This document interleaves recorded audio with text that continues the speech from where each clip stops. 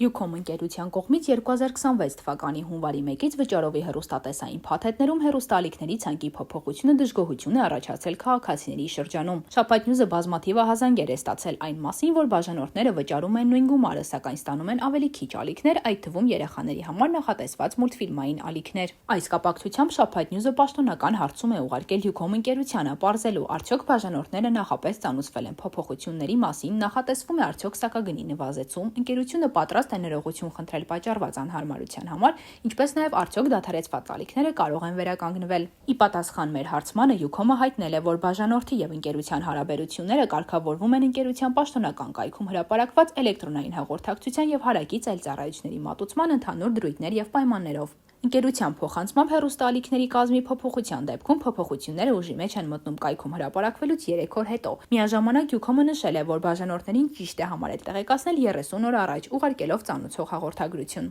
Ինչը վերաբերում է սակագնի փոփոխությանը, ապա ընկերությունը նշել է, որ փաթեթների արժեքը հաշվարկվում է ամբողջական մաքսիմալ քանակով ալիքներ ներառող փաթեթի հիման վրա, եւ այդ պատճառով ալիքների քանակի փոփոխությունը չի հանգեցնում ամսավճարի նվազեցման, սակայն ստեղծված իրավիճակը առաջացնում է նաեւ իրավական հարցեր կապված սպառողների իրավունքների պաշտպանության հետ։ Վճարովի հեռուստատեսային ծառայությունից օգտվելիս սպառողը վճարում է կոնկրետ փաթեթի համար հստակ սահմանված ալիքների կազմով, ինչը ձևավորում է օրինական ակնկալիք, որ վճարված գումարի դիմաց նա կստանա նույն ծառայությունը։ Մինչդեռ Ucom-ի ներկայացրած մոտեցումը փոփոխությունների մասին տեղեկացնել կայքում հրապարակմամբ կարող է խնդիր առաջացնել, քանի որ ստացվում է, որ բաժանորդը պետք է պարբերաբար ինքնուրույն ստուգի ընկերության կայքը հասկանալու համար, արդյոք իր փաթեթում փոփոխություններ են լինելու։ Բացի այդ, քաղաքացիների բազմաթիվ բողոքները վկայում են, որ իրենցից շատերը որևէ ծանուցում չեն ստացել, ինչը ծանուցման փաստը դարձնում է վիճելի։ Շաբաթ Նյուզը ստեղծված իրավիճակի վերաբերյալ հարցում է ուղարկել նաև հեռուստատեսության եւ ռադիոյի հանձնաժողով, պարզելու արդյոք իրականացվում է վերահսկողություն նման դեպքերում, սակայն հանձնաժողովը պատասխանել է, որ հարցումը դուրս է իրենց կարգավորման եւ վերահսկողության լիազորությունների շրջանակից։ Միաժամանակ Շաբաթ Նյուզը պաշտոնական հարցում է ուղարկել նաև հանրային ծառայությունները կարգավորող հանձնաժողովին, սակայն մինչ այս պահը պատասխան չի ստացել։